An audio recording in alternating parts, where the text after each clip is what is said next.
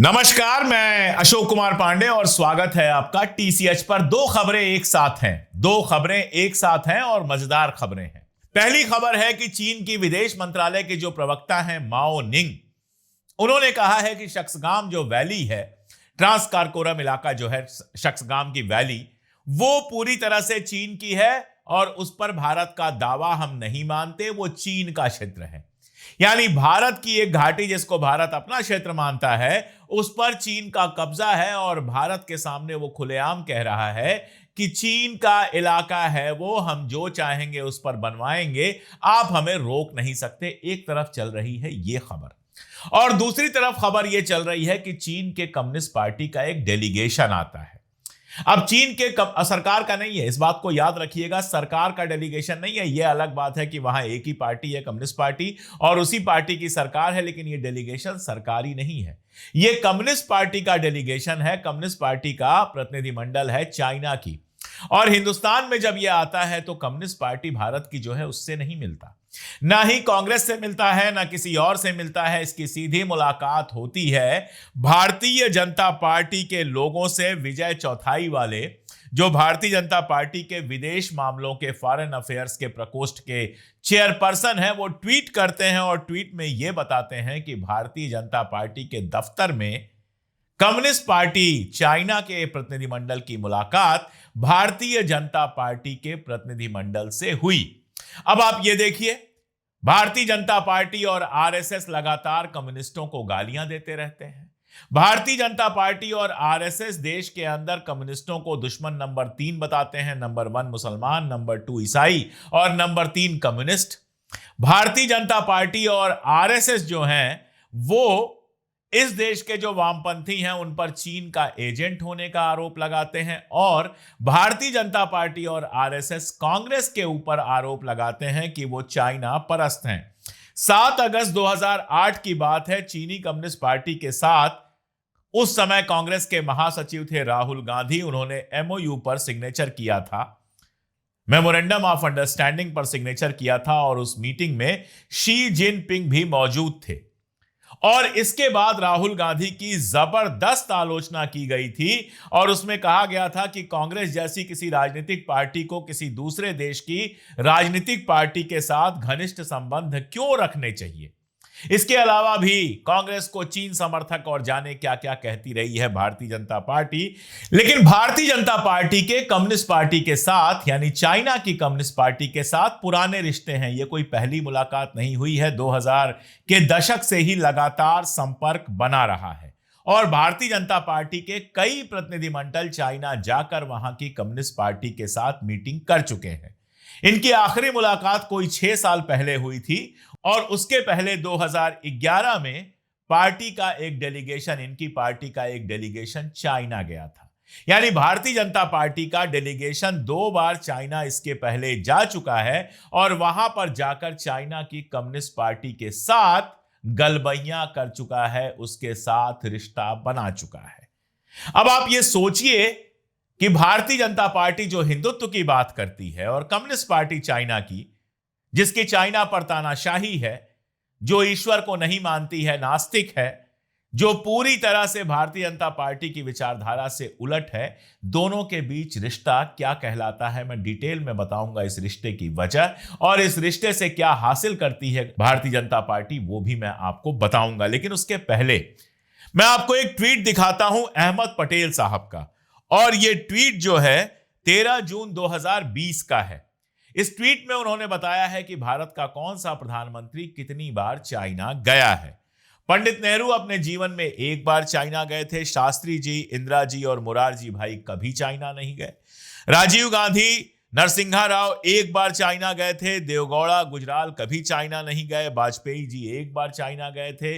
Doctor Manmohan Singh 2 बार China गए थे। लेकिन मोदी जी 2020 तक 9 बार चाइना जा चुके थे। 9 बार, 4 बार तो वो मुख्यमंत्री रहते हुए चाइना गए थे और 5 बार प्रधानमंत्री रहते हुए चाइना गए।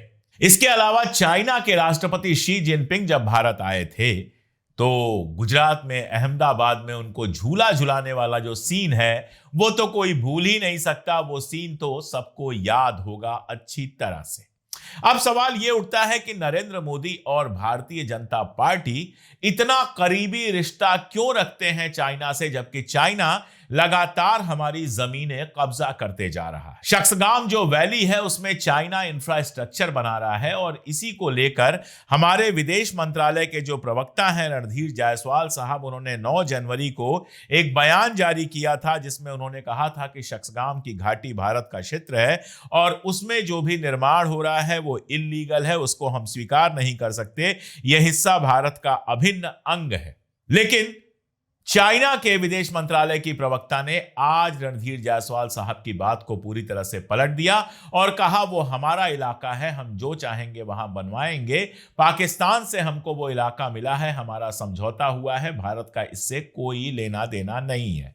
दरअसल पीओके को भारत में लाने की ये लोग घोषणाएं तो करते रहते हैं, लेकिन मैं अपनी किताब में भी और अलग से भी आपको कई बार बता चुका हूं, पीओके के 2 हिस्से हैं। एक हिस्सा वो नीचे मुजफ्फराबाद वाला है, तो दूसरा हिस्सा ऊपर है गिलगिट बाल्टिस्तान का, जो मूलतः भारत का ही होना चाहिए लेकिन जिस पर पाकिस्तान का कब्जा है। और उसी में ट्रांस कारकोरम की ये शक्सगाम वैली जो है, पाकिस्तान चाइना से जो समझौता हुआ था उस समझौते में चाइना के पास चली गई थी।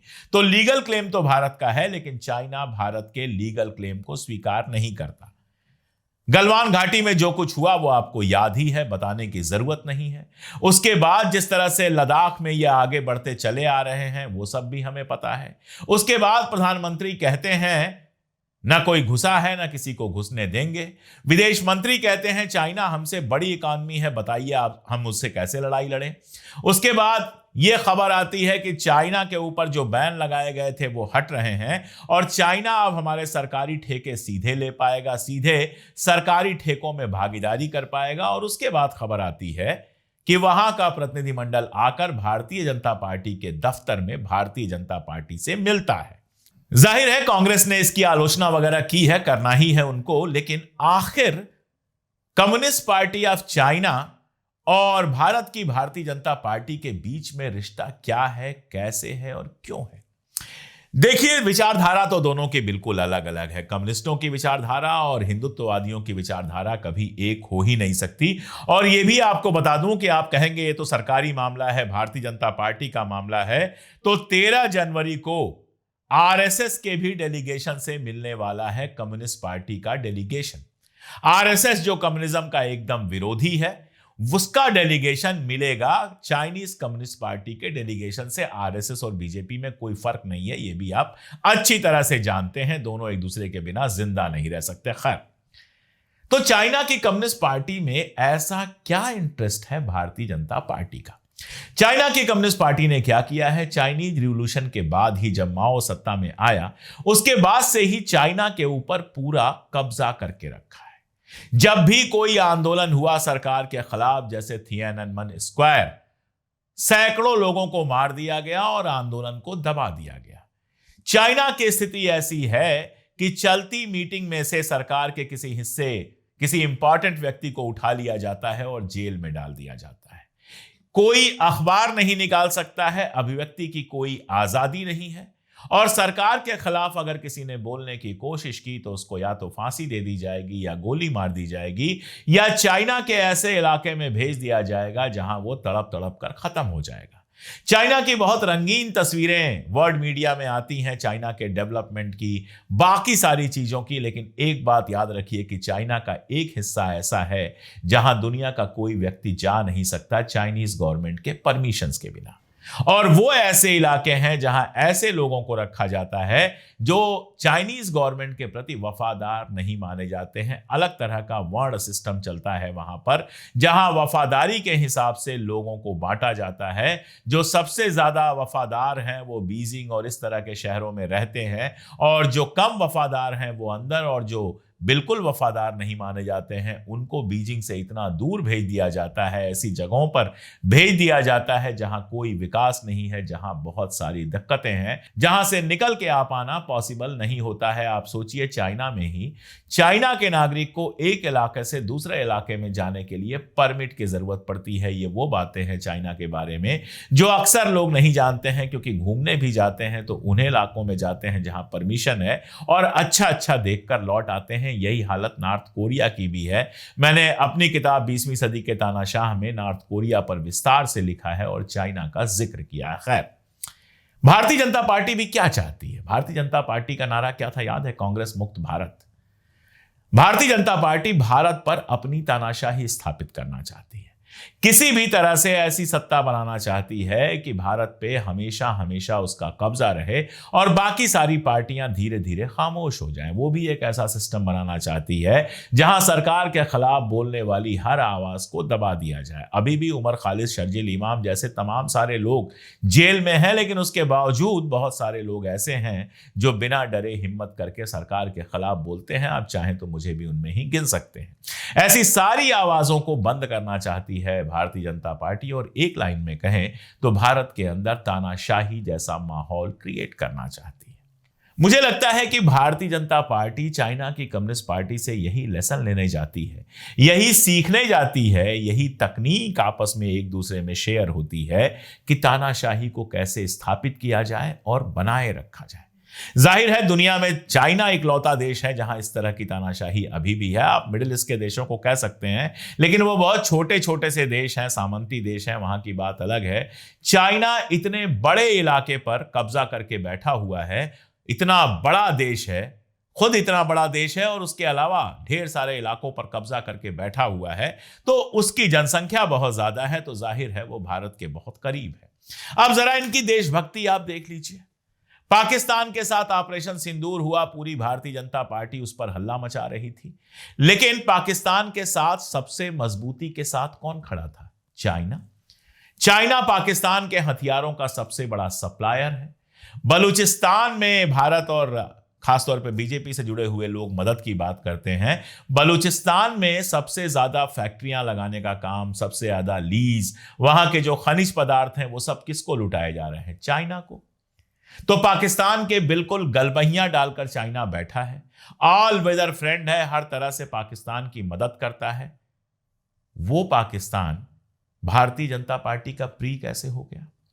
पाकिस्तान की टीवी पर किसी नेता का बयान चल जाए तो पूरी भारतीय जनता पार्टी और उसके आईटी सेल के ट्रॉल्स लग जाते हैं उसको पाकिस्तान परस्त घोषित करने में।